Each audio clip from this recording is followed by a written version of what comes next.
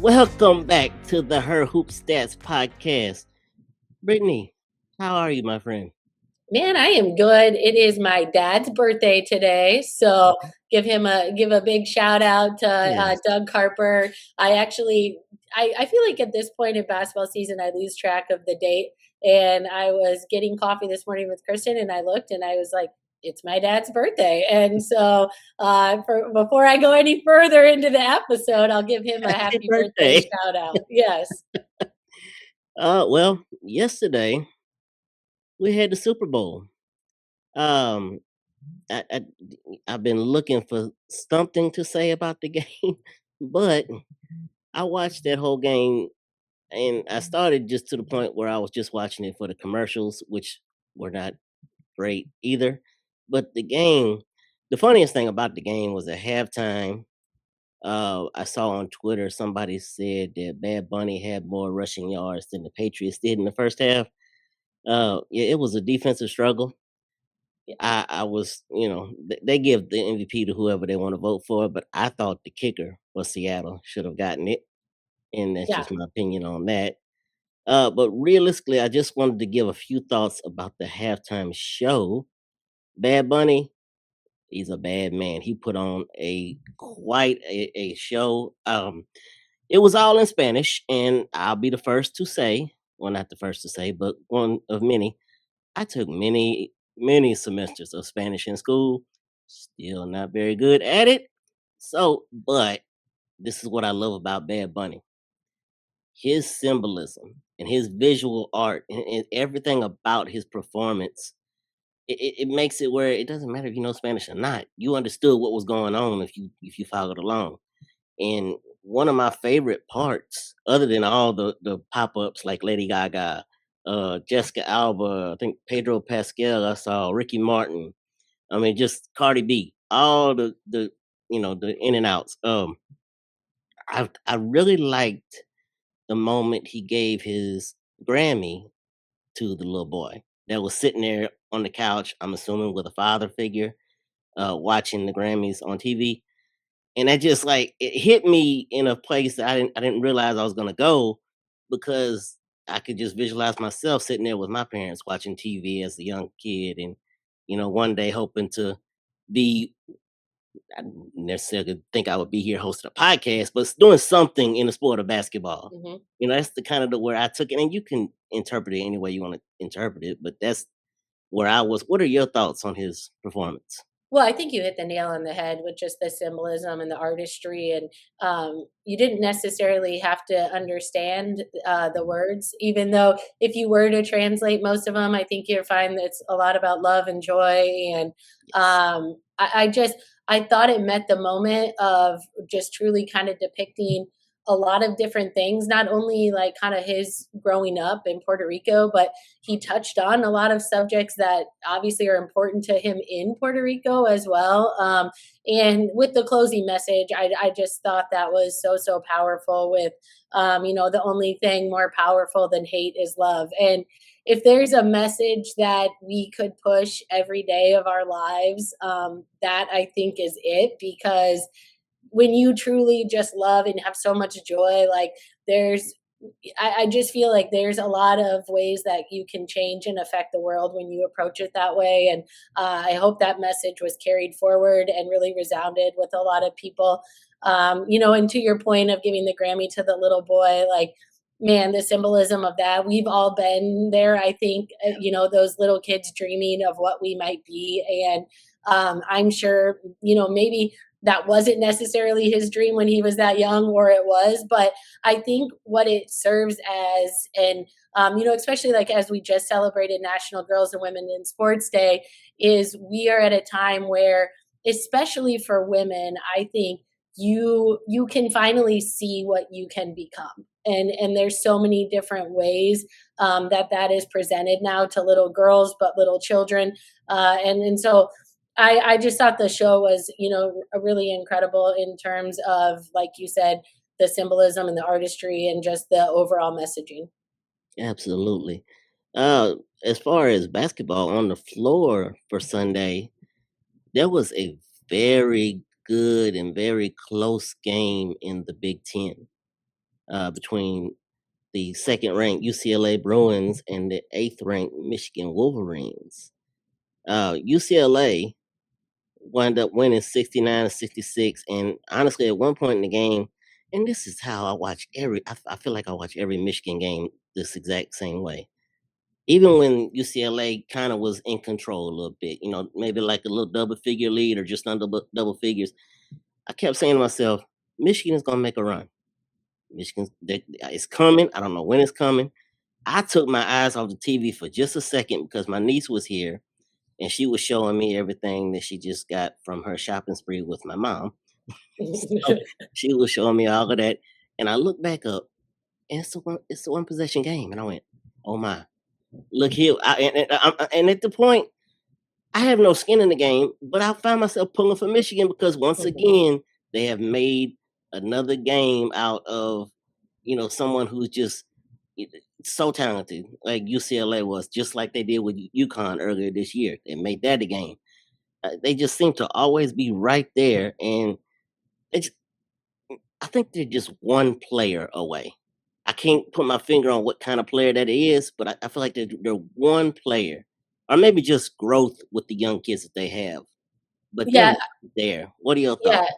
Well, I'm gonna go back to the very beginning of college basketball season when I said Michigan was a possible dark horse for me to make the Final Four, and I think games like yesterday, the game against UConn, are certainly reasons why, and most of that is due to their elite guard play. And so I think, when you say maybe missing one player, maybe a little bit more consistent scoring, from the five position, or someone, that's a greater post presence. I think that would maybe be the missing piece. But I think when you have guards that play at such a high level, like the Wolverines do, you're always going to have a chance and stay in games because, I think, there's that saying that guards win in March, or, I think when you have guards that are dynamic as they are, they can keep you in games. They can win you a lot of games.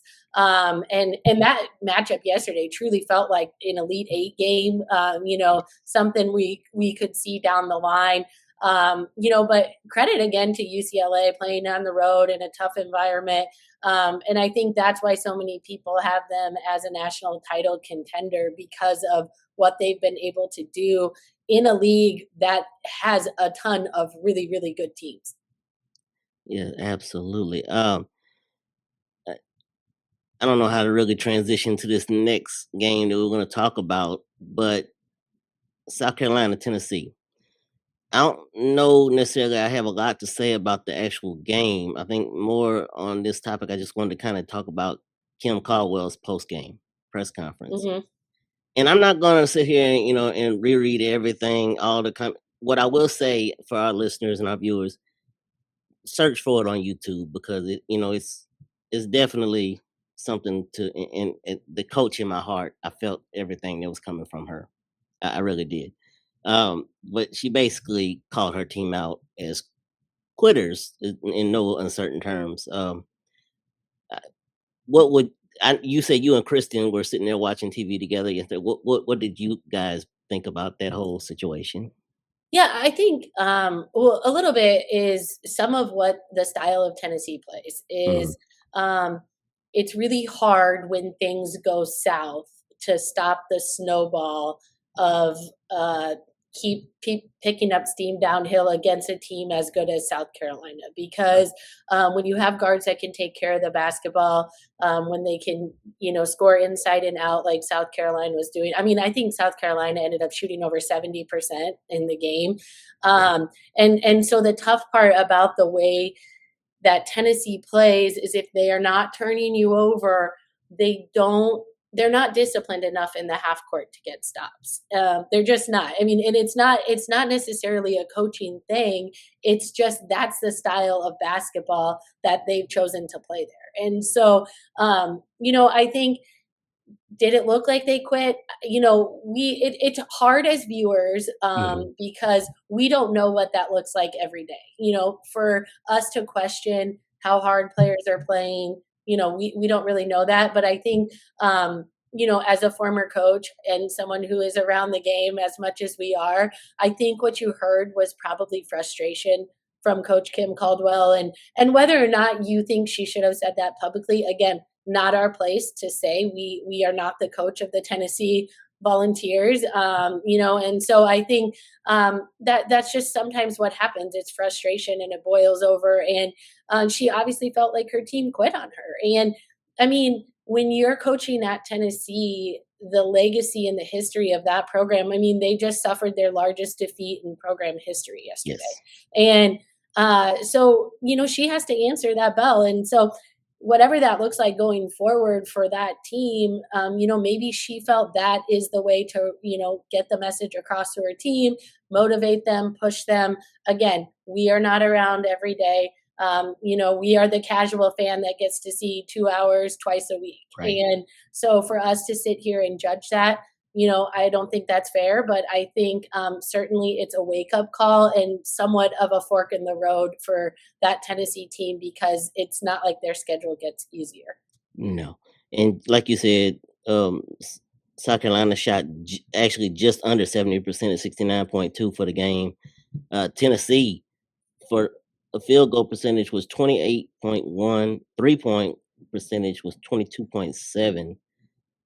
They got out rebounded 33-22. This was a stat that really just jumps out at you, and it's more obviously it's a lot of it because of the way Tennessee plays, but points in the paint. South Carolina won that battle 54-16. Ugh. Yeah, and that's so you look at the numbers, and if you watch the game, South Carolina got pretty much anything they wanted. But again, it goes back to, if you're not turning people over, that style of basketball gets really exposed in the half court, in my opinion. So I think that's like kind of the crux of the issue, and a lot of what makes that system successful. And she has said this multiple times this season, is Mhm. effort. And so if you aren't giving the effort to guard and to, trap and to play the passing lanes and to do those things, that's, somewhat the result against a team as good as South Carolina. And so, I think it's going to be really interesting to see this Tennessee team respond. I think, they do have some talent there, but I think, they're right on that cusp of hosting, and they have some opportunities coming up, but certainly they're in a spot now where, like I said, it's kind of that fork in the road. I think her message was received. Whether or not it's well received, we'll see. But I think, she obviously felt that that was the time and the place to say what she said, and so we'll see what that looks like going forward for them. I mean, this is just it wasn't just yesterday's game. Obviously, it was still burning from the UConn loss. With they just got completely obliterated in the second half. Mhm. So there was a lot involved there, and like you said, effort. I've always been told by every coach I've ever been around and talked to is the one thing you don't want to coach is effort. And honestly, you can't coach it, because if you have to coach it, then that's problems altogether. Mhm. So, Yeah, and that's the thing. I mean, and like you said, it's how do you coach effort? What do you say? Play hard. I mean, so it's just, I mean, that's a frustrating thing as a coach, and we've all been there, and we've all yeah. coached kids like that. And as much as you want them to do what you're asking them to do, you can't make them at the end of the day. And so I think, again, just certainly a lot of frustration on her end, and we know the pressures that come with Oh yeah. being the head coach of Tennessee. And so I think, again, when you're suffering defeats as large as those, whether or not you acknowledge it, you know there's outside noise, and there's questions. And so again, I think, she said what she said. It'll be interesting to see how they respond. Well, one place that is not having to coach any kind of effort is out of New York. Sunday, Yep. yesterday, with a 69-58 win over Carnegie Mellon, New York University set a D3 women's basketball record, 82 consecutive victories, and this is something that we brought up a couple of episodes ago. I believe it was Coach that Helen Williams brought it up. And this, I mean, they broke the long-standing mark that was held by Washington University of St. Louis between 98 and 2001, which was 81 straight wins. That record and that winning streak is just something that has been really cool to follow. What do you think? Yeah, I mean, hats off to Meg Barber and NYU, because to win 82 straight games in any sport is incredible. But a testament to obviously the program and the culture that she's built there. They've won 2 straight national championships. Undoubtedly on track to win another one. But I think what's really cool about that is, if you don't follow Division III basketball a ton, those kids aren't playing on athletic scholarships. The programs are really well ran, but it's a balance of academics and athletics. I cover another really good Division III basketball team here in Bloomington, Illinois Wesleyan.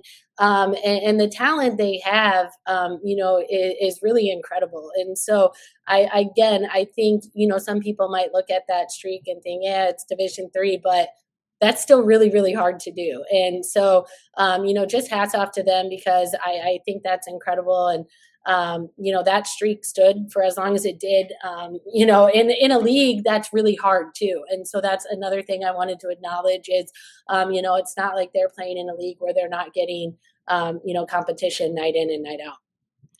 Well, before we go to break, I want to give, and I'm still workshopping this name, but I'm gonna call it BMax buckets, like I did last time. Hmm. My BMax buckets on the weekend to someone it might be a little close to your heart. Okay. Illinois State's Trista Fada. I like it. Yeah, Saturday against Drake, she had quite a game. 23 points, 9 assists, 7 rebounds, and this comes after just a few games back.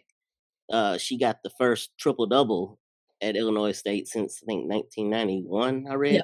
So I just thought that was a really cool moment to and just an outstanding performance. So I thought that was worthy of giving my B Max buckets for this episode.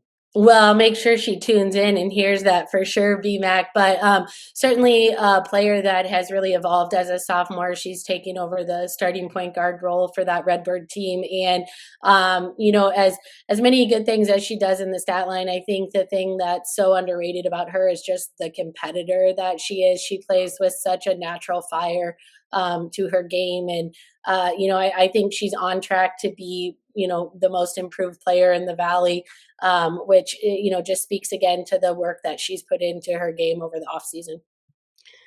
Well, that is going to take us to our first break. When we return, Brittany will sit down with San Diego State's head coach, Stacie Terry-Hutson, for a one-on-one interview, and we will be right back with Coach Hudson. All right, welcome back, guys. I am joined with the head coach of San Diego State Aztecs, Stacie Terry-Hutson. Coach, welcome to the show. I am so happy to be here. We were just talking about before we got on here how excited I am about our program, and anytime I get to talk about our Aztecs, I'm all for it. Yeah, any publicity is good publicity, right? Absolutely. So you're sitting at 18-4 this year, 12-1 in conference play. We're going to dig into that in a little bit, but just before we get into just basketball talk, let's fill everybody in on yourself, your coaching background, anything you kind of just want to share quickly with our listeners and viewers. Yeah, I've been doing this for a long time, this is my 24th season, I think, coaching at the Division I level.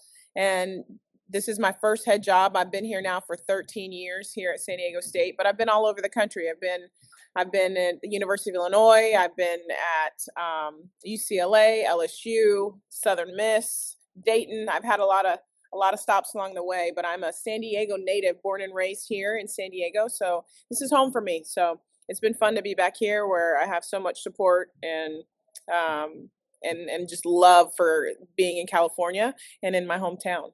Yeah, what a beautiful place to call home. I've been to San Diego a couple times, and obviously just gorgeous, an easy place to say, hey, come get an education and play basketball here.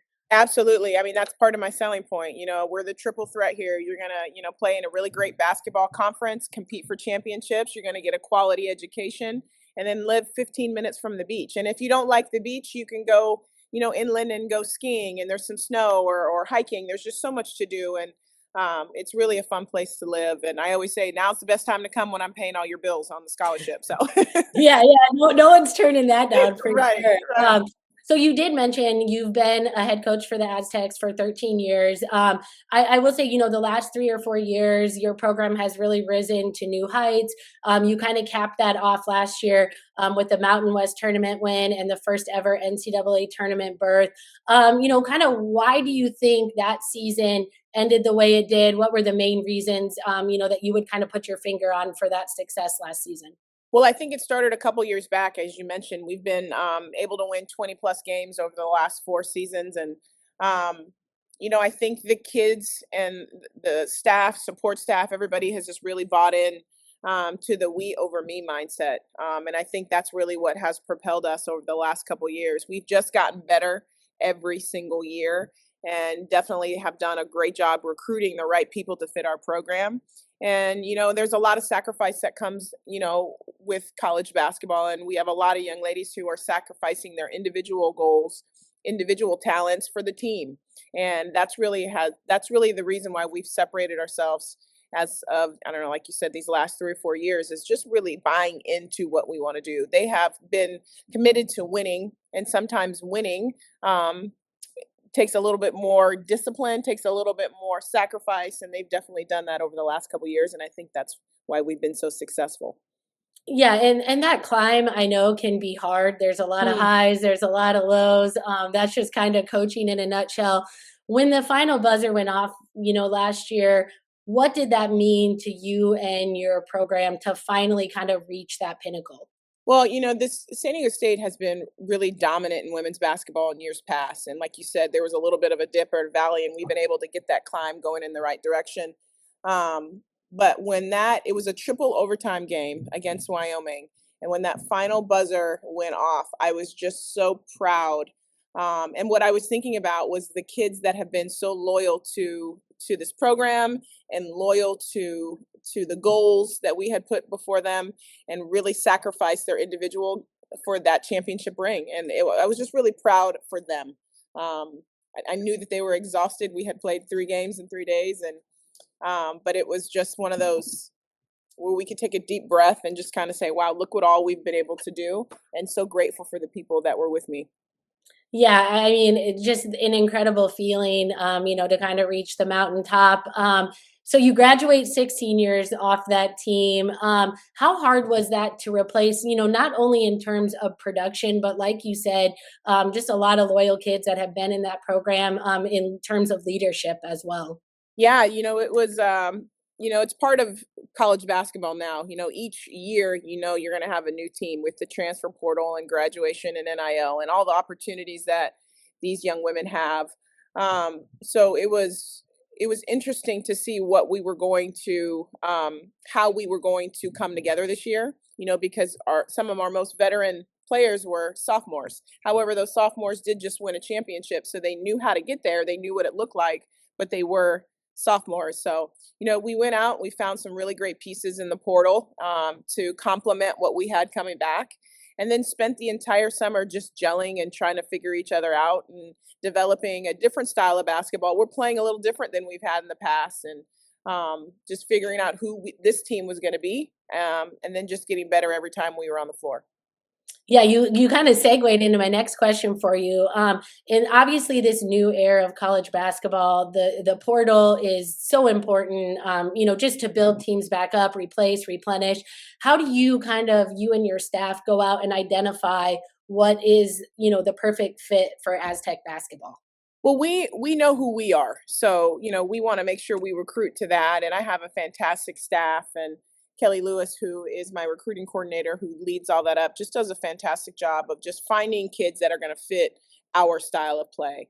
And most importantly, we're looking for high character kids that have a motor, that want to be in the gym, that want to get better, but also understand that this is a team game. and we need to play that way on both sides of the ball. So we've just done a great job of recruiting the right people, putting the right people on the right seats of the bus. That's been our formula for success over the last couple of years.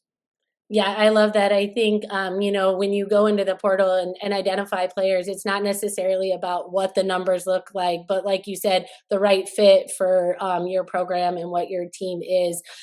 This year, like in years past, when I went back and looked, you're really balanced again, and so you have 3 players averaging in double figures, nearly a fourth. How much is that impactful game to game in terms of planning and what that looks like for your team? Well, that's a big part of the recruiting process because, we really sell our program as we're going to turn down good shots, take great shots. And shot selection is a big part of our offense. And with that, I want to make sure we have multiple weapons on the floor, and a deep bench that can come in and also help contribute. So that's been a big part of how we've recruited and how we've been able to sustain, because I think that we have, a lot of depth, but also a great understanding that it's harder to guard 5 people that can score versus one person that's shooting 25 to 30 times a game. So we're really looking to share the ball. You talked about the points, but the most important stat is the assist.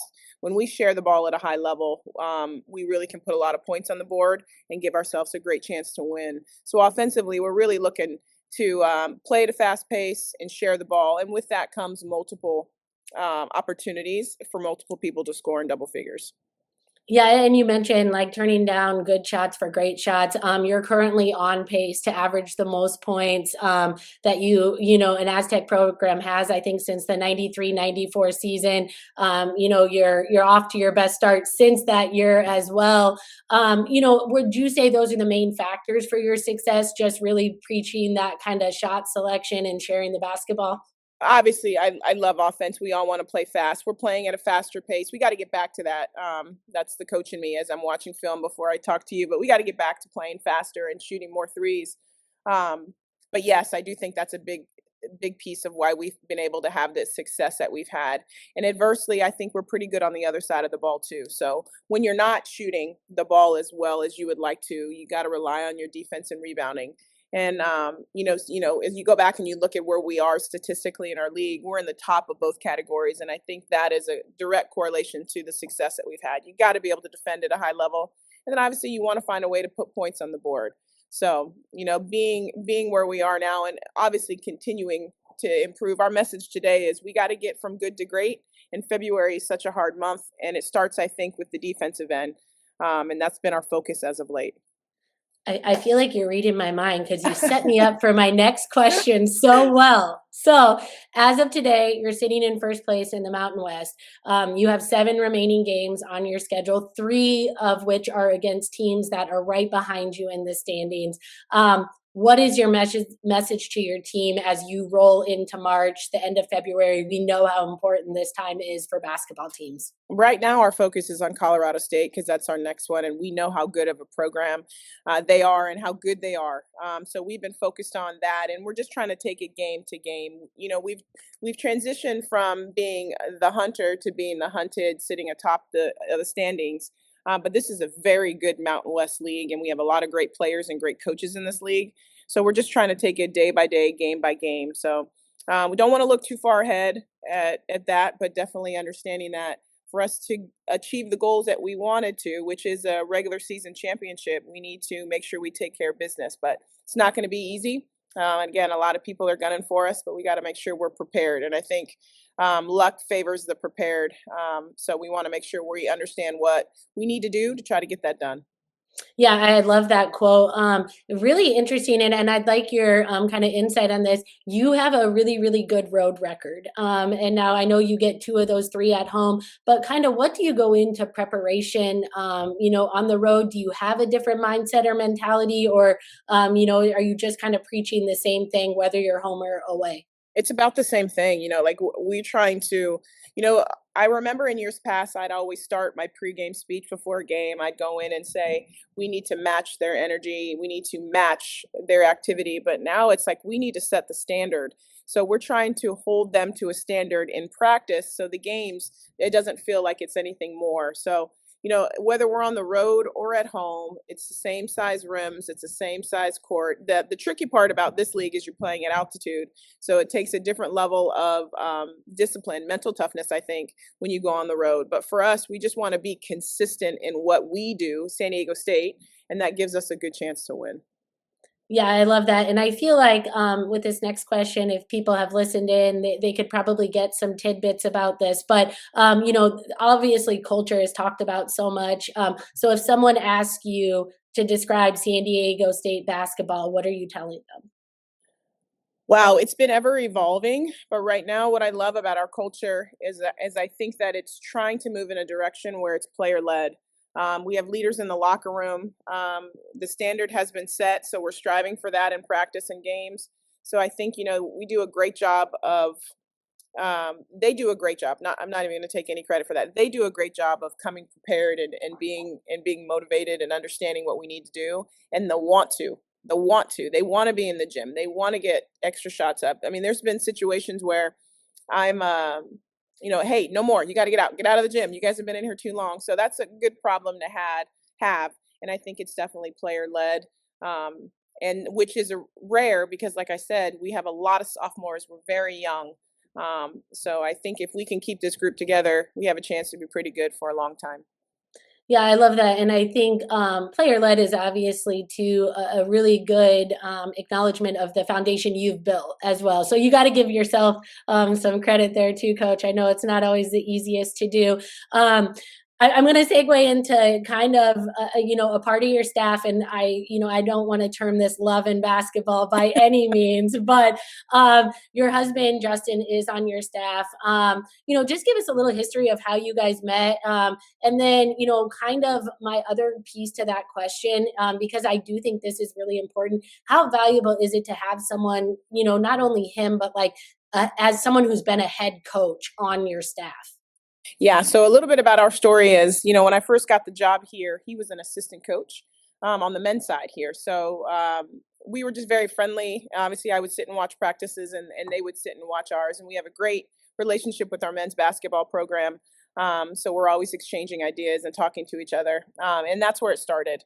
We lived apart for a long time because he was a head coach at Fresno State while I was here. And then for him to come back and just be a part of our staff, I think has been a huge help, just challenging us on how we think and how we could do things and trying to help improve.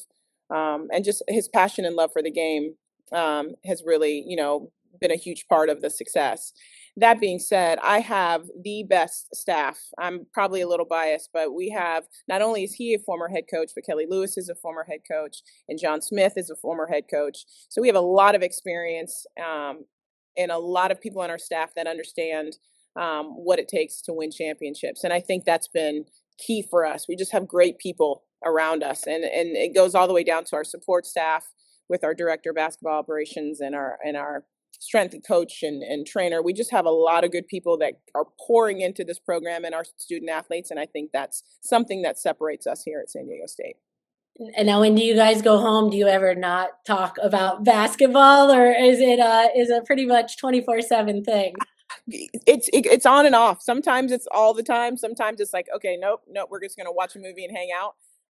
But it depends, it's been fun. It's been fun so far. So, he loves the sport and he's very passionate about it.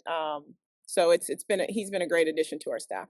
Yeah, well, I think it's always important to have people who understand what you're going through. And like you said, having so many former head coaches, we always joke, my wife and I, like the one chair over is a real thing. And so everyone, the assistant coach role is awesome and it's great. But when the decisions get put solely on you, sometimes it's a lonely seat to be sitting in. And just to have that constant support has to be so beneficial for you. Absolutely. And, and I'm constantly evolving and growing as a head coach. They've all, run their own program and probably would have done things differently if given the chance. And so they know the ins and outs, the goods and the bad part of being a head coach. So it's just nice to have people on your staff that have your back. And that's what I have. And I'm so lucky for that. That's been a huge part of the success, I think, is they have no egos. They just want to help these young women and pour into these young women. And that's really been the separator. Yeah, I love hearing that. And it's easy to see why you guys have been successful. Transitioning to a little bit of not basketball, if we, catch you on an off day, what can we find you doing? Oh, wow. I'm a mom, so I am an Uber driver. It goes hand in hand with her. She's 13, so she has a lot of activities going on. So I'm trying to spend time with her if it's an off day. And if I don't have that, I love singing, music, movies, all that good stuff. That's kind of where I just can, veg out and relax and watch. And yeah, just I love watching movies. So just being a mom really is the second job, and I love being her mom. And she's into basketball right now, so if I'm not in our gym, I'm in another gym with her. So I it's love that. Yeah, it's. I'm biased too, but it could be the greatest title to ever you can hold. I think being a parent is special, and especially when they love what you love. Our son is 7. We have a daughter who's 5, and yeah. our little guy is obsessed with basketball, and it's so fun to watch that grow. And some of it is like they don't have a choice because they're around it all the time. But when you kind of see their own passion, that's fun to see. Absolutely. And she's always been, she's a stereotypical coach's daughter. She asks questions even at a young age that I was like, wow, what makes you even think about that stuff? So she's a high IQ kid and loves the game and loves watching it. So I'm happy to follow her and see where her own journey goes. And that's really been the guiding light, kind of how I try to coach our young ladies here, because I'm hopeful that one day she'll be in a recruiting meeting, she'll be on someone's team. So I keep that in mind when I make decisions for our own team, Mhm. just making sure that, she will be well represented when she gets to that same stage. Yeah, I love that. You mentioned music. Okay, so if you had to request one song to be played, what would it be? I couldn't even tell you one song, but I'm a huge Tamia fan. So Okay. anything Tamia, anything old school R&B, 90s rap, that type of stuff, I can go all day with that stuff. Oh my God. I swear, like it must be the around that age because my wife is the exact same way. Like, and Yep. I'm just like no idea. I'm a little bit younger, but it must be that time because It's just uh, it was a different type of music back yeah, then. It hit yeah. harder. I don't know if life was simpler for us as well, so we love it more. But I'm an old school kind of girl, and um, the older I get, even more Yeah. relying back I, on that old school. I love that. You mentioned you coach a bunch of different places. You obviously played down at UTA. Who or kind of what would be like your biggest mentor in the basketball community? Oh, wow. I've had so many, but probably the biggest mentor is Nikki Fargas, who was my head coach at UCLA and at LSU, and really helped me get the job here at San Diego State. She's now with the Aces, but she's been a huge part of my basketball journey, and I've learned so much from her. Um, and she's just, in that tree that she is a part of, that Pat Summit tree just extends far and wide. So a lot of basketball knowledge was gained under her tutelage, and just learning the game from that lens has been really beneficial. All right, 3 words to describe Stacie the person. Wow, it's funny that you asked this, because I have, not to get too much into the mom side of me, but I go into my daughter's room before bedtime and I always ask her a question just so I can ensure we have some conversation about something other than basketball. Yeah. And I asked her that same question: how would she describe me to somebody else? And she said Okay. she would describe me as an extrovert. So I'll use that one. I Okay. love people. I love, bringing joy or being around a positive environment. So I'm definitely an extrovert. I'm very passionate about everything that I do, and musical. I love everything musical, so I would say that. All right. I love that. All right. Last thing, we're going to do a 30-second shot clock game. So it's this or that. So I'll run down the list with you. Just the first thing that comes to your mind. I got my timer here. So Yep. are you ready? I'm ready. Let's go. All right. Coke or Pepsi? Pepsi. Beach or mountains? Beach. Early bird or night owl? Wow. Oh, both. Books or movies? Movies. Drive or fly? Fly. Music or podcast? Music. Cardio or weights? Cardio. Netflix or night out? Netflix. Salty or sweet? Both. Okay. Phone call or text? Text. I'm a All right, texter. we didn't get through all of them, but I have the last one. Okay. Buzzer beating shot or defensive stop? Buzzer beater. It's nothing All like right, it. I love it. Yeah, there you go. You can't beat the game winner, right? I mean, a defensive stop means a lot, but when you see the ball go through the net, it was, that's a whole different feeling. Absolutely. Absolutely. Oh my gosh. Well, thank you, Coach, so much for joining us. Definitely looking forward to following the rest of your season. Best of luck. I know you guys have a 7-game stretch here to finish up and then head to the conference tournament. But it was a joy to talk to you today, and just super excited to follow the rest of your season. Thank you so much. I appreciate the coverage. So this is great. What a great venue for women's basketball to celebrate how great this sport has been doing and how it's growing. So I appreciate all that you do to advance the sport. Yeah, absolutely. And for all of our listeners, make sure you're catching us wherever you listen to your podcast, Apple, Spotify, YouTube. You can watch any of our podcasts. Be sure to listen, like, subscribe, share on Instagram, and just make sure you're continuing to push the coverage of women's basketball.